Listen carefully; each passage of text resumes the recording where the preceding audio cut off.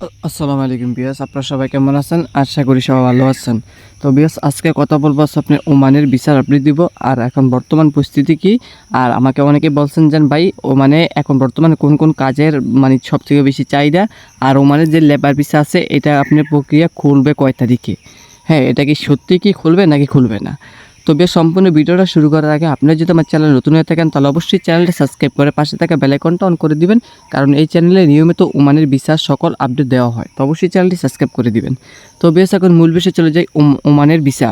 ভাই দেখেন, এখন বর্তমানে ওমানের ভিসা নিয়ে অনেকজনের অনেক রকম মন্তব্য করতেছে। আমি আপনাদেরকে ফার্স্ট টাইমে কিন্তু একটা কথা বলছিলাম যে ভাই দেখেন, ওমানের যে ভিসা আছে এটা কিন্তু চালু হবে। এটা আপনারা শিওর থাকেন, 100% শিওর থাকেন যেন ওমানের যে ভিসা আছে এটা চালু হবে।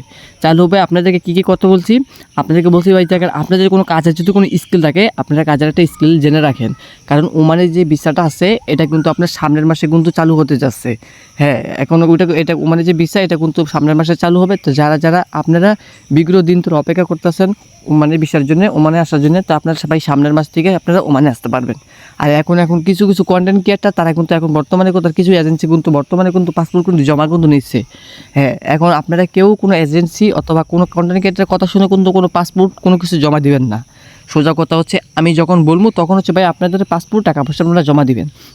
আর এখন বর্তমানে ওমানেতে কী কাজের সবথেকে বেশি চাহিদা, ভাই আমি তো আপনাদেরকে আমার আগের ভিডিওগুলোতে বলে দিছি যে ওমানে এখন বর্তমানে কী কাজের চাহিদা আছে।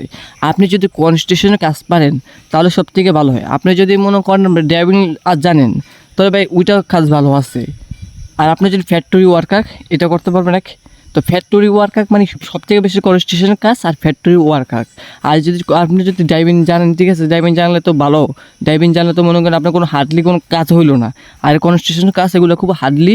আর ভাই এজেন্সি যদি আপনাকে বলে যে মানে পাতলা কাম দিবে, ভাই কখনো পাতলা কাম দিবে না। এজেন্সিরা নেওয়ার আগে অনেক কথা বলে, কিন্তু নেওয়ার পরে ঠিক আছে তাদের মানে তারা পাল্টায় যায়। সোজা কথা এইটা। তো আমি সবসময় বলি যে আপনাদের একটু কাজের একটু অভিজ্ঞতা স্কিল থাকবে। অবশ্যই আপনাদের কাজের যে স্কিলটা আছে এটা আগে থাকতেই বাসায় থাকতেই ঠিক আছে আপনার কাজের স্কিলটা ঠিক করে রাখেন, কারণ আর বেশি দিন নাই, আর কয়েকদিন পরে কিন্তু আপনার মানে যে ভিসা আছে এটা কিন্তু শুরু হয়ে যাবে। তো শুরু হলে আমি যখন বলবো তখন হচ্ছে আপনার পাসপোর্ট জমা দেবেন, কারণ এখানে কিন্তু ভাই আপনি মনে করেন একটা সময় আছে, একটা সময় বলতে কি যেমন আপনি 20,000 হোক 30,000 হোক এরকম মানুষ নিয়ে কিন্তু মানে যে ভিসা আছে এটা কিন্তু বন্ধ হয়ে যাবে আবার। তো এই কারণে আমি বলি যে আমার চ্যানেল সাবস্ক্রাইবার যেমন অডিয়েন্স যারা আছে প্রত্যেকে যেন আল্লাহর রহমতে ভিসা পায়। আমি এই কারণে আপনাদেরকে সবার আগে আপডেট জানিয়ে দিব, সবাইকে যখন বলবো তখন পাসপোর্ট জমা দিবেন, যাতে আপনারা সবাই মানে ভিসা পান। তো অবশ্যই এই কারণে চ্যানেল সাবস্ক্রাইব করে রাখেন।